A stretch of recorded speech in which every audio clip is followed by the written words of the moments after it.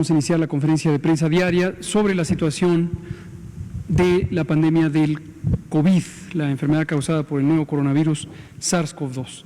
Hoy nos vamos a centrar en dos elementos, uno es el informe técnico diario y el otro más detalles adicionales, no demasiados, pero solo para explicar la mecánica de este semáforo que entrará en funcionamiento a partir del 1 de junio, cuando ya expira la Jornada Nacional de Sana Distancia. Por cierto, que notarán que hay una brecha de un día, que es el domingo 31 de mayo, pero es domingo, entonces como la jornada está fundamentalmente orientada a las actividades laborales y este es un día ordinario de asueto, no hay ningún elemento que cubrir. Entonces, el semáforo entrará en vigor el 1 de junio y explicaré lo que implica las medidas nacionales, las que se quitan, lo que permanece local, etcétera, etcétera. Le pido al doctor Alomía si es tan amable de presentar el informe técnico diario. Con su permiso, señor secretario. Buenas tardes con todas y con todos. Vamos a iniciar el informe del día de hoy, número 52 de Jornada Nacional de Sana Distancia. Estamos ya a 2 semanas y 3 días de concluir con la Jornada Nacional de Sana Distancia, tal como se ha estado anunciando en estos días, y con el inicio posteriormente de justo lo que se va a presentar a continuación. Es la conferencia vespertina número 75 la que estamos atendiendo esta tarde-noche. La siguiente diapositiva, veremos la actualización del panorama internacional, cómo está la pandemia a nivel mundial, sobre todo enfocándonos a cuál es el componente activo de esta pandemia. 28% son los casos en los últimos 14 días, más de 1.100.000 casos. La región de las Américas continúa siendo la región que concentra la mayor cantidad de estos casos, eso ya lo veníamos viendo desde hace algunas semanas, desde que superamos a la región europea, pero básicamente la proporción de casos en los últimos 14 días, digamos que se ha mantenido alrededor del 50%, no ha habido un incremento, una disminución considerable, al menos en la última semana. Si vemos la siguiente diapositiva, veremos actualización de los números, la estadística en México para el día de hoy. 40.186 son los casos confirmados, pero al igual que lo referíamos en la diapositiva anterior, la epidemia activa en México es de 9.378 casos confirmados que tienen inicio de síntomas en los últimos 14 días y por esa razón los consideramos como la epidemia activa. Son también 4.220 las defunciones que han ocurrido desde que inició esta epidemia, desde que se presentó la primera. Así también son más de 83.000 las personas que han dado negativo a la prueba de SARS-CoV-2, recordando que igual el número de defunciones son defunciones confirmadas por laboratorio. Personas estudiadas, 148.497. Nos estamos acercando ya a las 150.000 personas estudiadas, es decir, que en algún momento fueron clasificadas como casos sospechosos de la enfermedad y por lo tanto ingresaron a un protocolo de estudio que incluye, lógicamente, en su momento la toma de la muestra para confirmar o descartar la enfermedad, pero también la atención médica, dependiendo del estado de salud en el cual se hayan presentado, va de la mano la atención médica y un seguimiento que en su momento se le realiza hasta la clasificación final del caso. En la siguiente diapositiva veremos la carga de enfermedad, estos 40.186 casos confirmados, cómo se distribuyen en cada una de las entidades federativas. Los colores más oscuros, ya saben ustedes, representan las entidades federativas con la mayor carga acumulada de casos, y esto es el total de casos desde que inició la epidemia en México. 31.5 es precisamente la tasa de incidencia acumulada de todos los casos que se han tenido hasta el momento, y esta tasa siempre se expresa por 100.000 habitantes. En la siguiente diapositiva veremos esta misma distribución con el orden descendente de las entidades federativas. Ciudad de México y México son las que tienen en la escala mayor, el Estado de México hasta este momento, pero siguen Baja California, Tabasco, Sinaloa, Veracruz, Puebla y Quintana Roo con la siguiente escala de carga de enfermedad acumulada. En la siguiente diapositiva vemos ahora sí la epidemia activa, por lo tanto son menos ya los estados que tienen el color rojo, que identifica haber sobrepasado los 251 casos acumulados, y vemos algunos estados que todavía tienen en este caso el color verde, que quiere decir que están iniciando apenas con la transmisión más reciente, recordando que estamos viendo la distribución solo de los 9.378 casos que se han confirmado en los últimos 14 días. En la siguiente diapositiva vemos esta misma distribución de casos, pero ahora en forma descendente por entidad federativa. Siguen siendo la Ciudad de México y el Estado de México los que concentran también la mayor carga acumulada reciente o activa, y serían Tabasco y Veracruz los que continuarían en la escala correspondiente. En la siguiente diapositiva veremos ahora la distribución por tasa de incidencia acumulada, recordando siempre que los colores más intensos, los verdes más oscuros, representan las entidades federativas con la mayor tasa. Aquí destaca, por ejemplo, Tabasco y la Ciudad de México con estas mayores cargas, y luego vamos viendo gradientes hasta estados que todavía están en algunos verdes, en algunos verdes claros. 7.33 es la tasa de incidencia acumulada para la epidemia activa. La siguiente diapositiva veremos esta misma carga de reciente, pero en tasa de incidencia acumulada, pero ahora en orden descendente, para poder identificar rápidamente cuáles son las entidades federativas que concentran la mayor tasa. A diferencia de los otros gráficos, aquí es Ciudad de México y es Tabasco, recordando que esto es en base poblacional, y ya encontramos al Estado de México, lógicamente mucho más abajo por la cantidad de población que tiene. Pasemos a la siguiente diapositiva, en donde siempre graficamos por fecha de ocurrencia las lamentables defunciones que hasta el momento han ocurrido y que han sido confirmadas por pruebas de laboratorio a SARS-CoV-2, 4.220.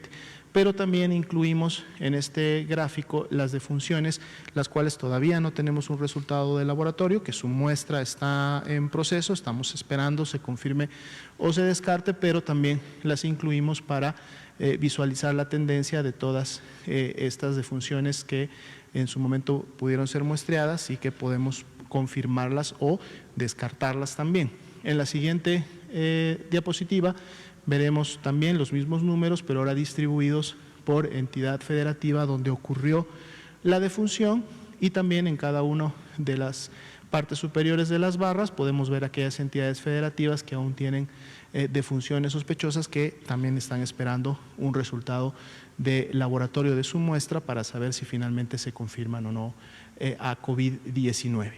En la siguiente diapositiva veremos la curva epidémica, recordando rápidamente, el color rojo oscuro son los casos confirmados por laboratorio, el color naranja claro se consideran todavía un sospechosos, en el sentido de que tienen una muestra de laboratorio que está pendiente de emitirse un resultado, y en cualquier momento entonces pueden pasar a ser parte de los casos confirmados. Sin embargo, los ponemos en barras apiladas para poder ver cómo va la tendencia, recordando que de acuerdo a los últimos porcentajes de positividad que se presentaron el lunes, pues más de la mitad de estos casos que vemos en color naranja claro de seguro son y serán confirmados por laboratorio para COVID-19. La siguiente diapositiva veremos la curva de casos acumulados. Aquí están los 40.186, representa un incremento del 4.9%, 1.862 casos en las últimas 24 horas, y en la parte inferior podemos ver cómo se manifiesta precisamente la tendencia de confirmación para periodos de 24 horas, como se han ido notificando los resultados. En las siguientes diapositivas vamos a ver la ocupación y la disponibilidad hospitalaria. Podemos notar que los hospitales notificantes se han incrementado, se han sumado más, y esto tiene que ver precisamente con la reconversión y la expansión, es decir, hospitales que al principio o que hace 2 o 3 semanas todavía no eran COVID-19, en la medida que se van requiriendo y se va necesitando su utilización, se van convirtiendo en hospitales COVID, y además también camas de hospitales COVID-19 previamente definidos se van reconvirtiendo, se van colocando, transfiriendo a pacientes no COVID, a hospitales no COVID o a hospitales privados en base al convenio que también se ha difundido ampliamente en las últimas semanas, y entonces se va ganando capacidad para poder hospitalizar a pacientes con sospecha o confirmación de COVID-19, independientemente si tienen o no un resultado de laboratorio. De acuerdo al corte al día de ayer a la medianoche, podemos ver que la tasa de notificación es del 97%. Seguimos manteniendo una buena tasa de notificación de todos los hospitales que así lo deben de realizar. Y esta notificación nos dijo que teníamos 15.086 camas IRA general disponibles, pacientes graves que presentan algún signo de alarma, pero que todavía no requieren de un ventilador. Así también, para este mismo tipo de camas, había 7.924 personas que ya estaban ocupando una de estas camas, lo cual representa una ocupación del 34%. Esta ocupación se ha mantenido prácticamente similar en los últimos 2 a 3 días, no se ha movido este 34%, y en la siguiente diapositiva podemos ver cómo se distribuye a nivel nacional. Ya tenemos varios días también, si no semanas, que la Ciudad de México, Baja California y ahora Guerrero, Veracruz, Sinaloa y Quintana Roo son los que tienen la ocupación de estas camas generales por encima del 40%, destacando que siempre la Ciudad de México y el Estado de México son los que han mantenido las ocupaciones más altas. En la siguiente diapositiva veremos específicamente las camas con ventilador, ahora sí las camas que se destinan a los pacientes más críticos que requieren de este tipo de atención especializada. Sinaloa, Ciudad de México son los que tienen por encima del 40% esta ocupación. Aquí podemos ver ya un cambio. Antes sí, la Ciudad de México era la que tenía la mayor ocupación siempre, ahora ocupa el segundo lugar con una ocupación del 57%, y como lo comentábamos, eso tiene que ver también con la capacidad y la ocurrencia de poder estar convirtiendo y expandiendo camas para que siempre exista la disponibilidad correspondiente. Esta sería la actualización para el día de hoy. Gracias, doctora Lumía. A continuación, yo explicaré de manera breve cuál es la lógica de este proceso de regreso a la nueva normalidad y por qué le llamamos así. Recordar que estamos ante un escenario complejo, es decir, una situación en la que hay muchos elementos que considerar al mismo tiempo y encontrar el balance correcto entre ellos. De manera más clara, existen dos elementos que le llamamos los bienes públicos a cuidar. De un lado está la salud. La salud es un bien público, es un bien individual para cada persona que quiere y puede y logra conservar su salud en contraposición de la enfermedad, pero es un bien público en la medida en que en México la protección de la salud es un derecho constitucional, además de que es un derecho humano. Y, por lo tanto, el Estado Nacional tiene la responsabilidad de proteger la salud de las personas que residen en su territorio, independientemente de su nacionalidad, por cierto. Entonces, nos interesa, es nuestra responsabilidad cuidar la salud. Y cuidar la salud, en el caso extremo, cuando se amenaza la vida, pues es el caso más extremo. Entonces, son la salud y la vida por un lado. Y esta es nuestra prioridad. Por el otro, está otro elemento que también es responsabilidad del gobierno, del Estado Nacional, proteger y cuidar y fomentar y promover, que es el bienestar social, la capacidad de tener los elementos necesarios para una vida digna, una vida con seguridad en múltiples dimensiones, seguridad económica, seguridad ambiental, seguridad política, etcétera. Y cuando entramos a una pandemia como esta, a una situación extraordinaria, no previsible, es una enfermedad emergente, genuinamente emergente, nos enfrentamos con un dilema. La manera de controlar la epidemia es mediante acciones que reducen la movilidad en el espacio público. Es la manera más efectiva conocida para mitigar, es decir, reducir los contagios de una enfermedad infecciosa de interés epidemiológico como es COVID-19. Esto habida cuenta que no existen ni tratamientos, ni vacunas, ni otros recursos que puedan modificar el curso de la epidemia. Entonces, el único recurso o conjunto de recursos para modificar el curso de la epidemia consiste en reducir la movilidad. Para reducir la movilidad se toman una serie de disposiciones por parte de la autoridad sanitaria, que en el caso mexicano le llamamos la Jornada Nacional de Sana Distancia. Y es lo que ustedes conocen bien, lo que hemos vivido desde hace muchos días, 53, ¿cierto? Días, y que implica la suspensión temporal de actividades laborales que no sean esenciales, la suspensión temporal de actividades escolares y la suspensión de congregaciones en el espacio público, que son los tres elementos que motivan mayormente a las personas a salir de casa. Y para simple comunicación lo encapsulamos en una sola frase que es quédate en casa. Entonces, este es el contexto. El efecto deseado se logra cuando las personas se quedan en casa, disminuye la movilidad, se reducen los contagios. La manera de identificar que el efecto deseado se está logrando son los datos que presentamos aquí todos los días y también incluyen lo que hemos platicado en varias ocasiones, la comparación con lo que hubiera ocurrido si no se hubieran hecho estas medidas. Y el instrumento o la metodología más aceptada para, en un contexto aplicado como este, identificar qué hubiera pasado si no se hubieran hecho las intervenciones, es la modelación matemática. Y en varias ocasiones hemos presentado la comparación de dos curvas epidémicas, ambas producto de una predicción matemática hecha por académicas y académicos altamente competentes de las universidades públicas de México. En la primera curva es una curva muy grande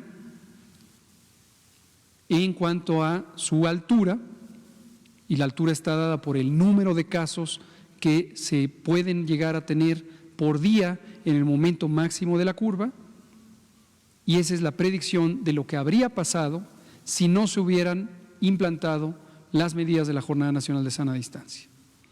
Y luego tenemos una curva comparativamente más pequeña, más extendida en el tiempo, y es exactamente a la que le llamamos más plana.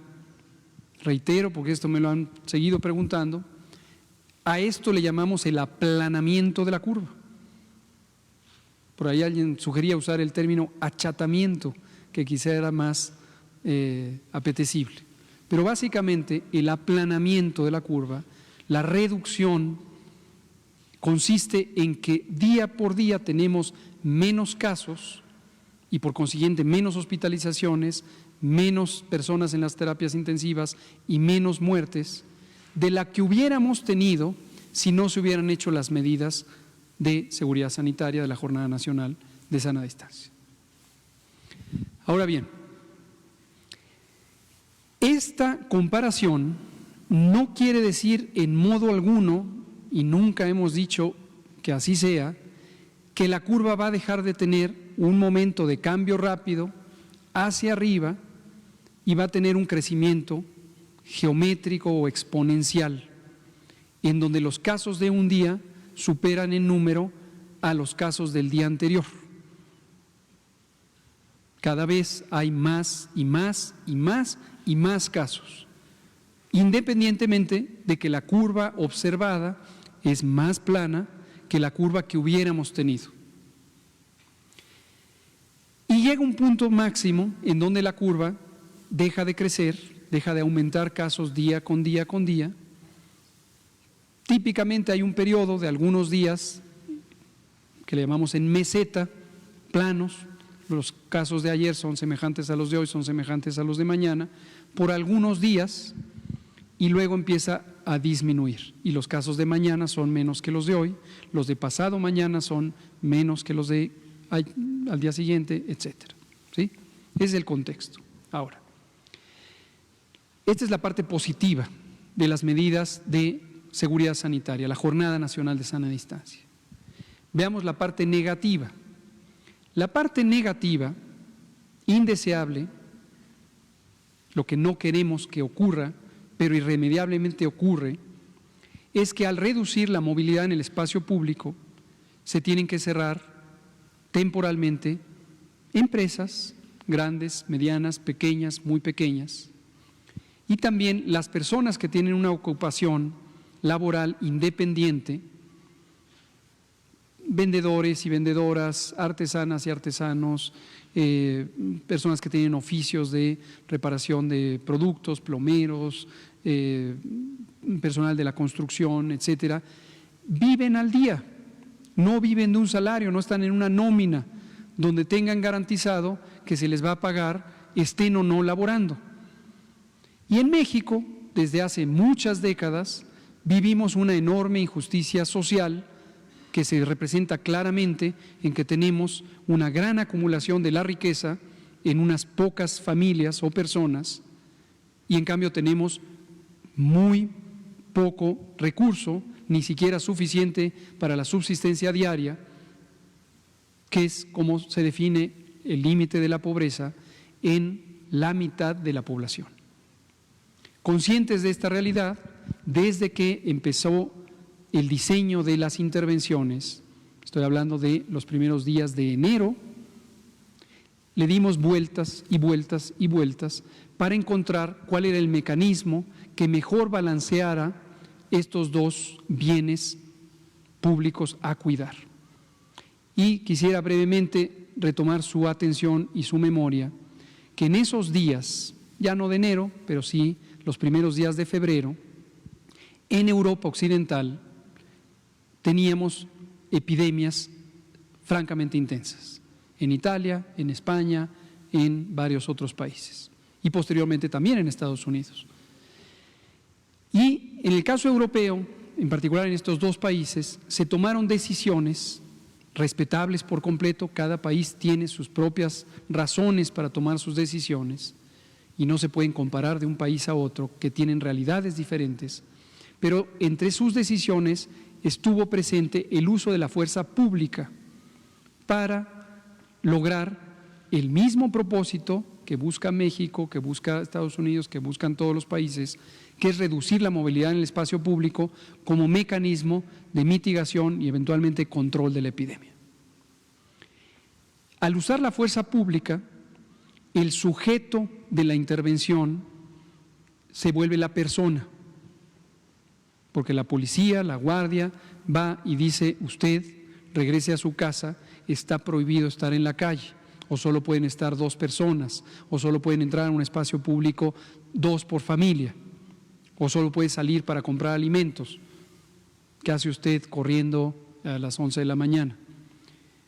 Insisto, respeto total a que cada quien tome sus decisiones. En México, deliberada y conscientemente, consideramos que era inconveniente ese abordaje, por múltiples razones, pero resumo algunas. Al haber esta desigualdad social, si poníamos como sujeto de la intervención a la persona, irremediablemente íbamos a entrar en contradicción.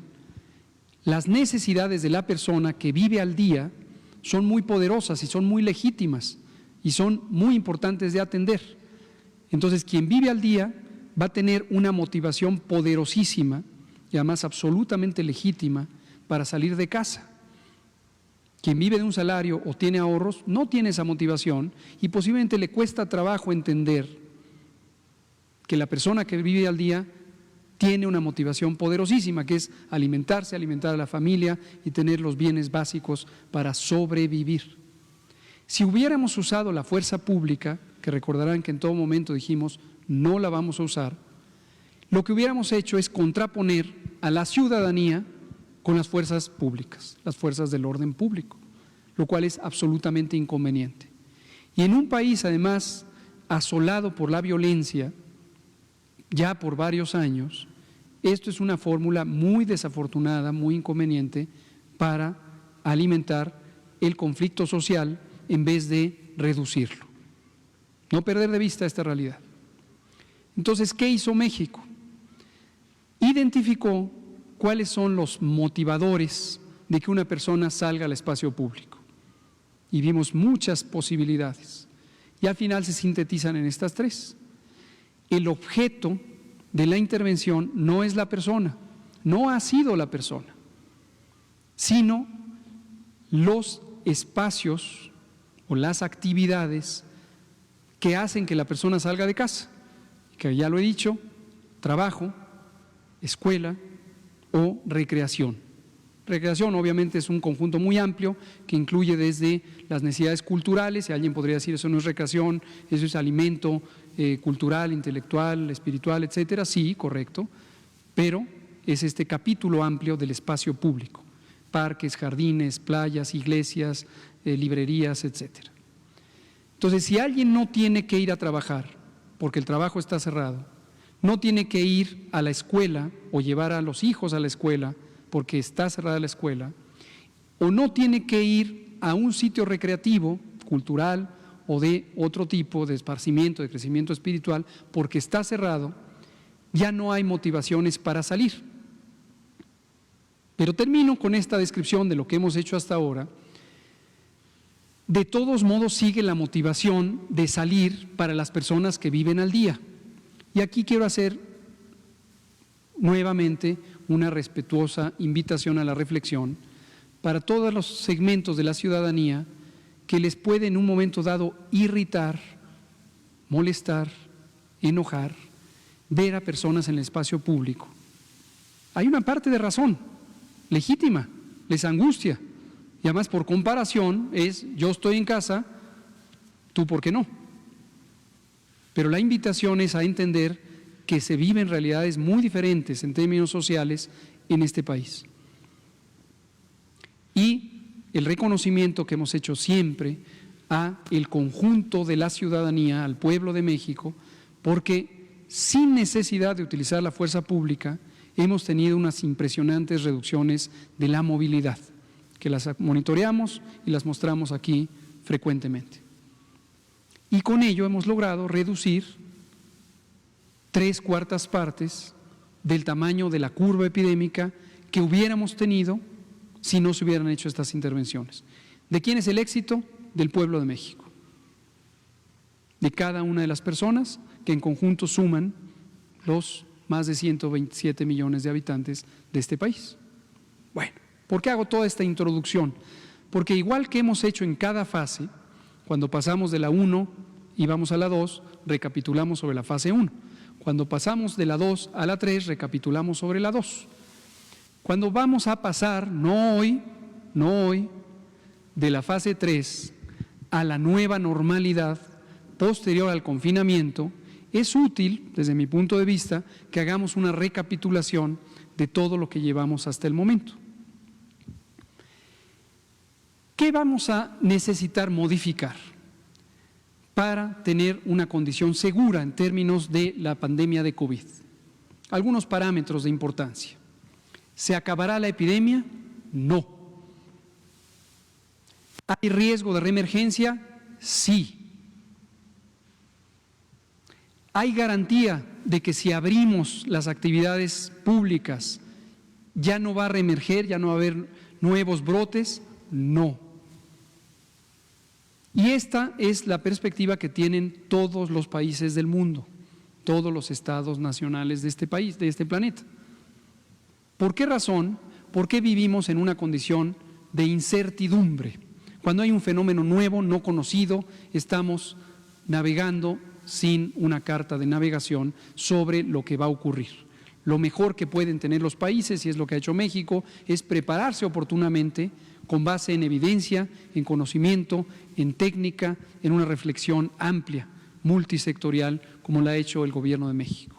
Y convocando a la unidad nacional, a todos los órdenes de gobierno, municipal, estatal, federal, a todos los sectores de la sociedad, público, social, privado, para que a los tres poderes de la Unión, a los órganos constitucionales autónomos, todo el mundo ha participado en esto. Entonces, lo que tenemos ya como parte del logro, el logro del pueblo de México, es que no solamente la curva epidémica vivida es 3/4 partes menor que la que hubiéramos tenido, o es la 1/4 parte de la que hubiéramos tenido, sino que hemos superado algunos procesos epidémicos, algunas oleadas epidémicas en algunas ciudades. Y recordarán ustedes que hemos insistido, hemos mostrado, lo volveré a mostrar hoy, con un mapa municipal que mostré en la mañana, que la epidemia no se comporta de manera uniforme en todo el país. Se comporta en pequeños parches, o no tan pequeños, como el de la Ciudad de México, que tiene 2/3 partes casi del tamaño de los casos que tiene el país. Por razones obvias, México, en el Valle de México, habita casi la 1/4 parte de la población mexicana. Entonces, pero en algunas ciudades, Tijuana, Culiacán, Villahermosa, Cancún, ya pasaron el pico epidémico, ya están en una fase de descenso, ya está reduciendo el número diario de casos. Y aquí hago una aclaración importante, porque sé que esto ha inquietado a personas habitantes de esas ciudades, y en particular me voy a referir a Tabasco, a Villahermosa, porque creo que es una de las que más inquietud ha causado. Eso no quiere decir que se acabó la epidemia. Cuando pasamos el pico, nos falta la otra mitad de la epidemia. Mitad para subir, mitad para bajar. Y no necesariamente es simétrico, se puede bajar un poco más lento, de hecho, habitualmente ocurre que el tiempo de subida. Entonces, eso no quiere decir que deben relajarse las medidas de sana distancia, porque si se relajan y se empieza a abrir empresas, a abrir comercios, a abrir parques y jardines y demás espacios de recreación, o abrir escuelas, irremediablemente lo que va a ocurrir es que resurja, reemerja la epidemia en el sitio que haga eso. Entonces, de momento hasta el 30 de mayo siguen vigentes las acciones que se resumen en quédate en casa. Termino, antes de ver las imágenes. ¿Cuál es el momento ideal para recuperar la nueva normalidad? Primero, ¿por qué le llamamos nueva normalidad? Porque mientras exista casos de COVID, mientras circule el virus al transmitirse de persona a persona, ojo, cuando decimos circule, no es que se queda flotando en el aire perpetuamente, es que de una persona a otra y a otra y a otra y a otra está propagándose. Pero mientras eso ocurra, en México, en cualquier sitio de México, hay riesgo de que regrese. Y hay dos modalidades por las que puede rebrotar, reemerger. Una es que la curva epidémica iba para abajo y todavía había suficientes personas contagiantes, de repente se libera la actividad pública, hay congregaciones en el espacio público y estos contagian a los que eran susceptibles, que todavía son la enorme mayoría de la población, y entonces resurge la epidemia. O bien, eso no ocurrió, pero tenemos la reintroducción desde otro lugar. Tenemos aquí una ciudad que ya controló la epidemia, pero hay personas que viajan, hay personas que se desplazan desde otra parte con una alta intensidad de transmisión de la enfermedad y entonces vuelven a introducir a la ciudad que ya estaba en un proceso de control la enfermedad. Y lo mismo, la curva epidémica regresa hacia arriba. ¿Sí? El momento óptimo, el momento ideal, lo estamos tratando de identificar. No está escrito en ninguna parte, no hay una predicción a priori, no es abrir un libro, no es que esté en un acta, no es que esté en un documento de la OMS. No. Todos los países estamos buscando cuál es el momento óptimo. Algunos países ya lo empezaron y algunos tuvieron éxito y siguen por la vía en que están. Algunos no han tenido éxito o localmente no han tenido éxito y entonces se regresan. Y quiero dejar muy claro que México, el gobierno de México, está en esa actitud. Si algo no va bien, nos regresamos o cambiamos el rumbo de acuerdo a lo que se va necesitando. Y por eso es extraordinariamente importante el semáforo que explicaré a continuación. Porque si en un momento dado las actividades están contribuyendo a que aumente los contagios, a que rebrote, hay que cambiar la modalidad de lo que se está haciendo. ¿Sí? Entonces, cierro diciendo a mi agradecimiento a la comunidad académica, científica de México, de las universidades públicas, de los centros públicos de investigación que coordina el CONACYT y el propio CONACYT, Consejo Nacional de Ciencia y Tecnología, la doctora Álvarez Builla, la doctora Paola Villarreal en particular, que coordinan todo este esfuerzo, y yo creo que quizá como nunca antes tienen una cercanía directa la ciencia con el diseño, la implantación, la evaluación de las políticas públicas de salud en tiempo real. Vámonos a las 5 imágenes. Producto de este trabajo, de estas comunidades académicas, que en su momento yo creo que próximamente, ya llevamos mucho tiempo sin hacerlo, vamos a poner la lista completa, si ellos y ellas nos lo permiten, incluso las fotos de estas personas, cuál es su grado académico, dónde laboran, etcétera. Lo voy a hacer muy pronto. Nos han identificado un modelo de predicción del riesgo que ubica 3 componentes, de hecho 4 componentes fundamentales. Lo primero es la ocurrencia que están representados en el 1 y el 2, la ocurrencia de la epidemia en sí misma. ¿En qué momento va? ¿Está afectando mucho? ¿Está afectando poco? ¿Está afectando intermedio? Y los parámetros son los que conocen ustedes aquí, porque lo platicamos todos los días: la ocurrencia de nuevos casos, que es la incidencia, el mapa verde, las curvas verde, la mortalidad y la letalidad, la consecuencia última y la más desafortunada de la epidemia. Esta incidencia, a su vez, es casos nuevos o casos que están hospitalizados o casos que están en terapias intensivas, todas las modalidades. Este es muy importante porque es un índice de vulnerabilidad compuesto que se obtiene de muchas variables que clásicamente se usan en economía y ciencias sociales para reconocer las condiciones en las que vive una población en forma crónica, en forma prolongada. Los accesos a los servicios, la alimentación, el ingreso, las ocupaciones, etcétera, etcétera. Es un índice compuesto. Luego hay otro que es sobre el tamaño de la población. Entre más grande es una población, mayor capacidad tiene de sostener la epidemia activa y tarda más en resolverse. ¿Por qué razón? Porque hay más personas por contagiar. Y entonces hay cómo continuar esto. Usando una metáfora, yo sé que las metáforas a veces no gustan, pero es muy ilustrativa, es como cuando hay fuego, cuando hay una fogata, mientras haya leña, hay fogata. Se acabó la leña, no hay fogata. Y una epidemia, podríamos considerar con esta metáfora, que se comporta de la misma manera. Mientras haya personas susceptibles, se infectan. Cuando ya nadie es susceptible, ya nadie se infecta. Tamaño. Y luego está, aquí está precisamente, que lo había mencionado acá, pero está aquí. Es el impacto que tiene sobre la capacidad resolutiva del sistema de salud local, no el sistema en general. Y esto es también, dicho sea de paso, por lo que en la fase 3 monitoreamos ocupación hospitalaria. Y por lo que en la fase 3 nuestro enfoque principal es reconversión hospitalaria, ampliar la capacidad resolutiva del Sistema Nacional de Salud, de lo que hemos hablado también repetidamente. La siguiente. Con base en esto, y en la mañana presenté un mapa que hoy en este momento no voy a presentar porque quiero dar oportunidad a que termine los colegas académicas y académicos de tener la versión definitiva. No quiero confundirles con que digan, Chihuahua está en tal color, Chiapas está en tal otro. No, cuando sea el definitivo, más cercano con el corte de información que cambia todos los días, ese va a ser el que anunciemos.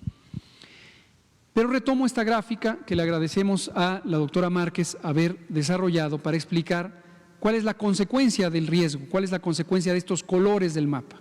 Vamos a tener verde, que es la condición mejor, amarillo, no tan mejor, anaranjado y rojo. Cada uno de esos colores, de acuerdo a los indicadores que acabo de señalar, nos va a decir cuál es el riesgo. Y el riesgo lo entendemos, como lo platiqué en la mañana, como 4 variables: la probabilidad de que ocurra un rebrote, la probabilidad, la consecuencia de que ocurra el rebrote, por ejemplo, mortalidad, la vulnerabilidad que tienen las poblaciones, por ejemplo, alta prevalencia de diabetes o de hipertensión, por lo tanto, mayor probabilidad de complicaciones, y la adaptabilidad o recuperabilidad, también conocida como resiliencia, la capacidad de reponerse de la alteración. Entonces, esa es la perspectiva de riesgo con estos indicadores. Nos va a dar 4 colores: verde, amarillo, anaranjado y rojo, que se traducirán semanalmente en una tabla de decisión, que es esta, y que explico lo que quieren decir los dibujitos. Tenemos los ámbitos, los espacios donde ocurre la vida pública, ya dije hace rato por qué razón: laborales, el espacio público, parques, jardines, museos, teatros, etcétera. Ahorita regreso a y las escuelas. 3 espacios públicos: trabajo, escuela, recreación. Y 2 enfoques que son a las personas vulnerables, que recordarán que desde el principio identificamos personas mayores de 65 años con enfermedad crónica, mujer embarazada, y condiciones generales de la nueva normalidad. No estábamos acostumbrados a que en cada rincón hubiera una botellita de alcohol gel y untarnos las manos. Hoy nos estamos acostumbrando a eso. Que viéramos una oportunidad de lavarnos las manos con agua y jabón, que es igualmente efectivo y de hecho siempre que sea posible es la opción A, y lo hacemos. A cubrir nuestro estornudo y el famoso achú en el ángulo del codo. A que si tenemos síntomas definitivamente nos quedamos en casa, seamos quienes seamos. A mantener la sana distancia, y todas esas medidas hay que incorporarlas a nuestra nueva normalidad. Decíamos esta mañana, platicando con los funcionarias y funcionarios que asistimos a la conferencia matutina, es como la nueva normalidad que los países con alto índice sísmico adquirimos después de una experiencia sísmica intensiva. Quien tiene suficientes años para haber vivido el terremoto de 1985, recordará que no estábamos acostumbrados a saber no corro, no grito, no empujo, y tampoco a hacer simulacros cada 19 de septiembre. Y eso ya lo incorporamos a nuestra vida pública. Entonces, es semejante a lo que tenemos que incorporar en términos de medidas higiénicas, medidas básicas de higiene que ayudan a disminuir el riesgo. Entonces, eso estará presente.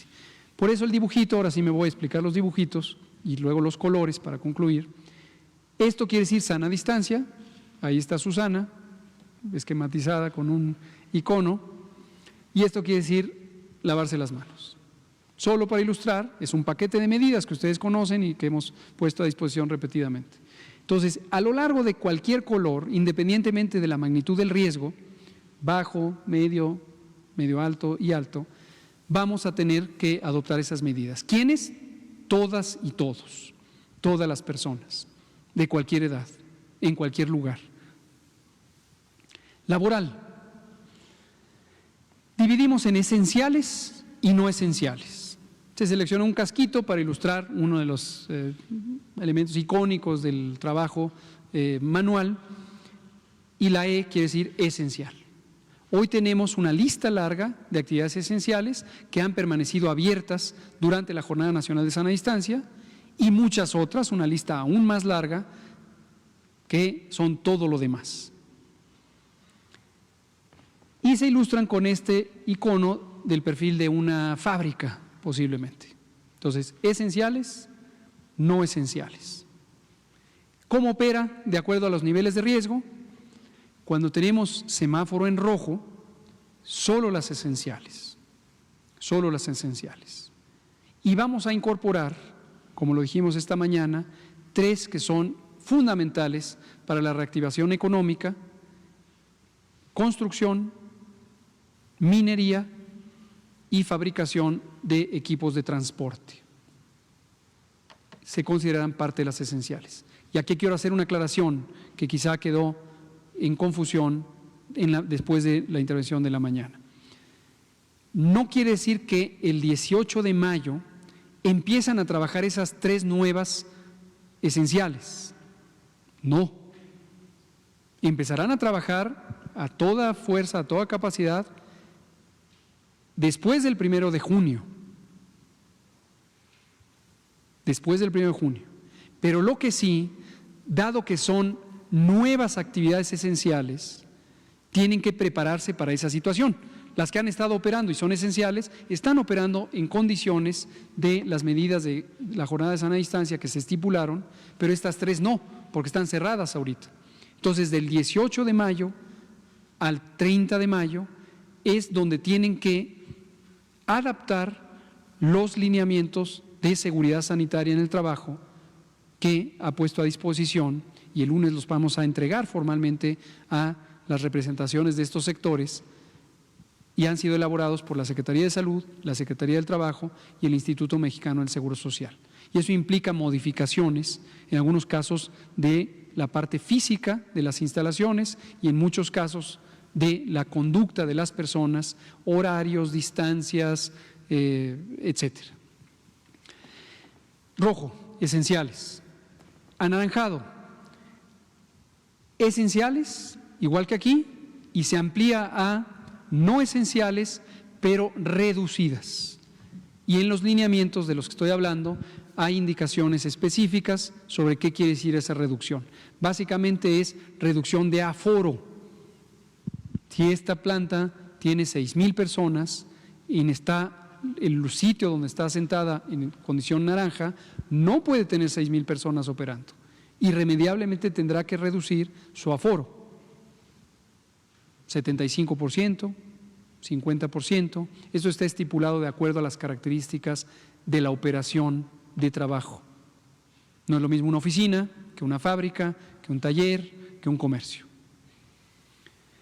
Amarillo, esta reducción se quita y en términos de la actividad laboral se va a operación ordinaria, y en verde sigue en operación ordinaria, excepto que gradualmente se van a incorporar los distintos sectores. No es de que el 1 de junio, si se está en amarillo o en verde, se abre todo. No. Se va a ir indicando quiénes van a abrir. Servicios, comercio, industria, transportes adicionales a los que están abiertos, etcétera. Tercer renglón, espacio público. En rojo, cerrado absolutamente. Cerrados jardines, parques, playas, cines, teatros, iglesias. En anaranjado, se abren los espacios abiertos, es decir, se ponen a disposición pública los espacios abiertos con un aforo reducido. Y estamos trabajando, con toda sinceridad les digo, es muy complejo definir el aforo en un espacio abierto. ¿Cuál es el aforo permitido en la plancha del Zócalo de la Ciudad de México? A diferencia del espacio cerrado, del que voy a hablar ahora. Pero en el abierto es muy difícil. Entonces ahí lo que estamos viendo, y también nos están ayudando las personas expertas en geomática y geografía, es cuáles son las características óptimas del aforo en un espacio abierto. La densidad, la proximidad. En amarillo se abren los espacios cerrados, esto sería como un museo, se abre el espacio abierto, el cerrado, pero en ambos casos reducido. La densidad en el espacio abierto, el aforo en el espacio cerrado.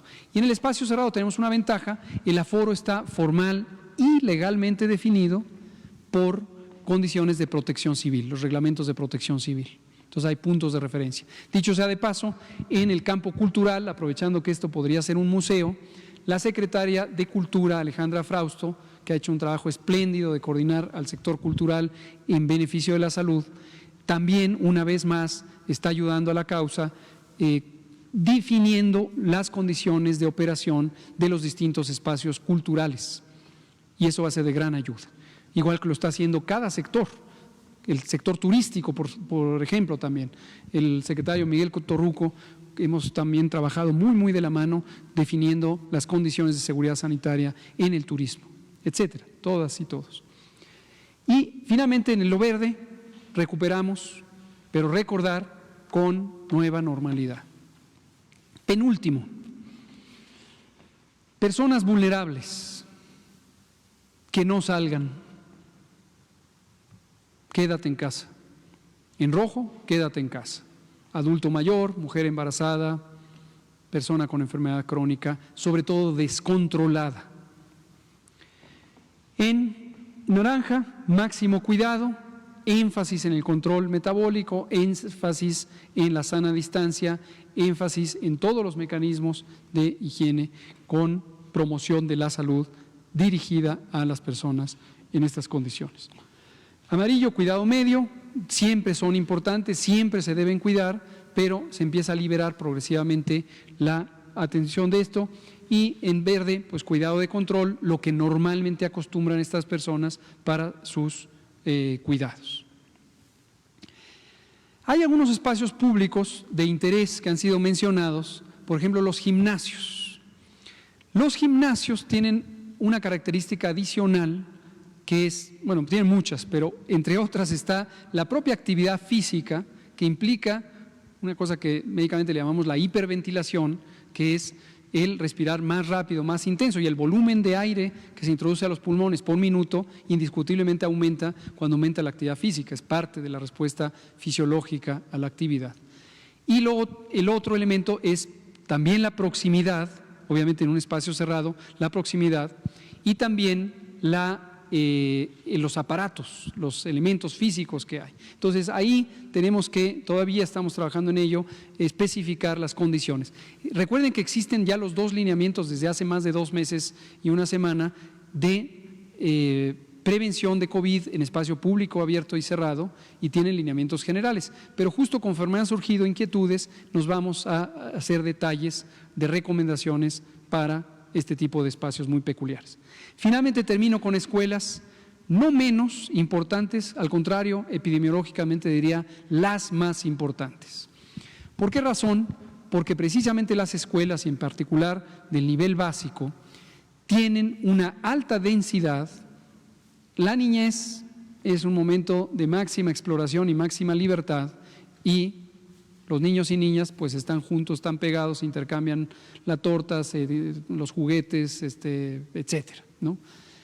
Y eso evidentemente contribuye a una mayor eficiencia de contagios.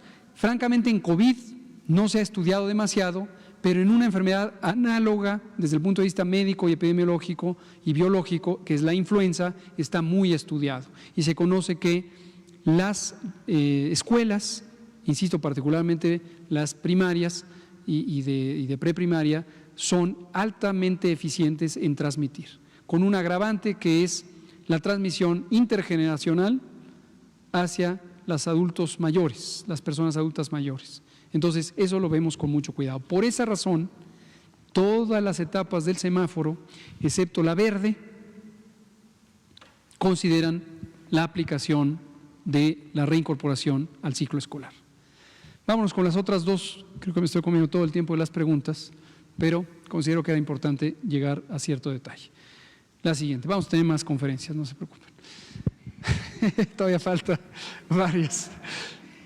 Termino con el mapa, de hecho no es la penúltima, es la última, para ilustrar también algunos conceptos que hemos tratado, pero que es importante situarlos respecto a la nueva fecha.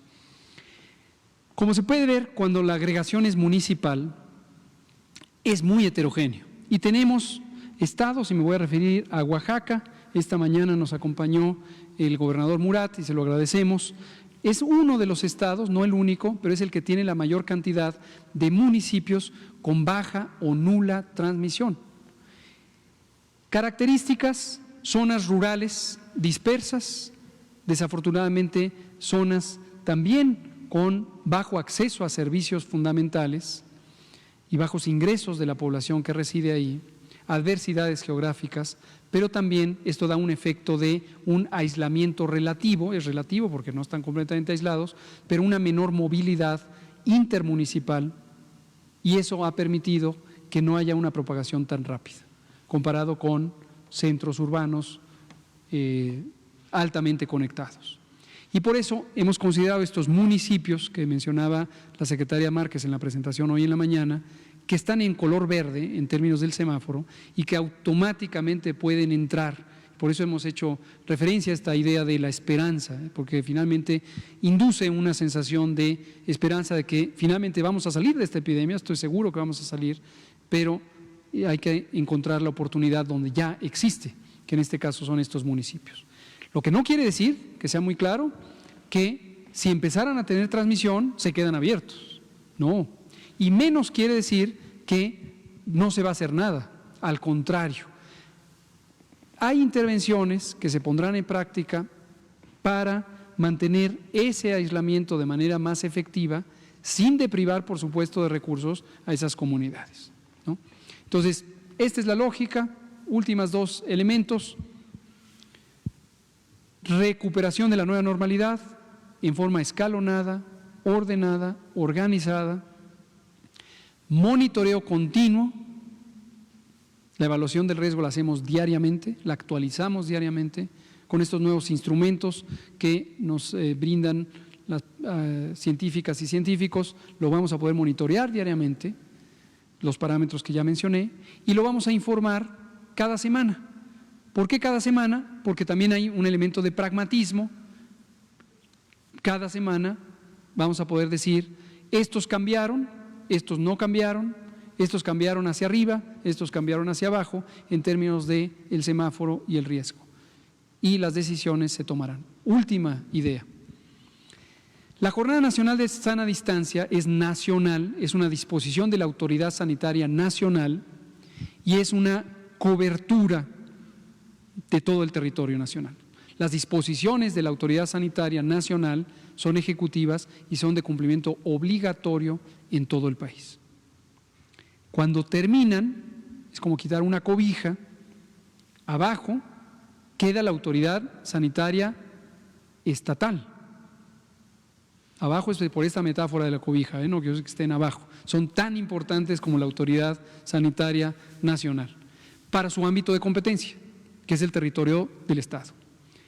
Y las gobernadoras y los gobernadores, como autoridad sanitaria, indiscutiblemente auxiliados por el conocimiento técnico especializado de sus comunidades académicas y de las y los secretarios de salud, deberán tomar decisiones respecto a la conservación de las medidas de distanciamiento social, de sana distancia, y las otras que son parte de la intervención: escuelas, parques, comercio, etcétera. Y en un momento dado, por supuesto, la Autoridad Sanitaria Nacional, la Secretaría de Salud, está para apoyarles y ayudarles y asistirles con las modelaciones matemáticas, con la evaluación del riesgo, etcétera. Pero son autoridades que pueden tomar decisiones respecto a su territorio.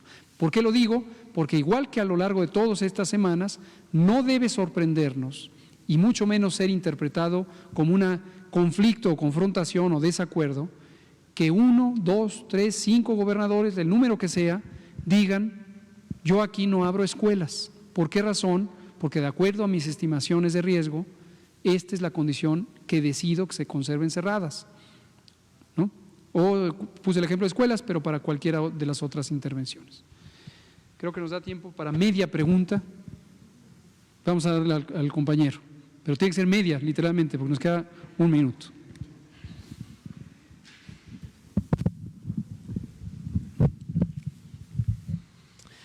Gracias, doctor. Buenas noches. Saturnino Reyes, de Diario Locutor. Con esto último que usted acaba de mencionar, ¿podían estar tranquilos en específico los poblanos, dado que el gobernador anunció hace unos días que, independientemente de la decisión que tomara el gobierno federal, que se aperturara la economía a partir del 1 de junio, En Puebla no se abriría, seguirían cerradas escuelas, comercios. A partir de esa fecha, entonces, ¿se aplica lo que usted nos acaba de decir? Gracias. Efectivamente, el caso de Puebla, saludos al gobernador Barbosa, el caso de Puebla es un ejemplo. Lo digo porque él mismo hizo estas declaraciones hace unos pocos días. Se quita la Jornada Nacional de Sana Distancia, que es el elemento rector que está indicando que en este momento en el estado de Puebla estén cerrados los espacios ya conocidos y mencionados. Al quitarse es un levantamiento de la obligación que proviene de la Autoridad Sanitaria Nacional, pero el señor gobernador es completamente competente para tomar decisiones de si quiere o no abrir los espacios correspondientes en el estado y valorar, justo lo que dije al inicio, el balance, que es un balance muy complicado, entre cuidar la salud y cuidar el bienestar social, que también implica en salud. Entonces, al final, es un buen ejemplo justo de lo que acabo de mencionar. Entonces, yo diría, sí, estamos seguros con las autoridades sanitarias estatales que toman decisiones informadas, responsables. Muchas gracias, me pasé por un minuto, son las 20:01 y mañana seguimos.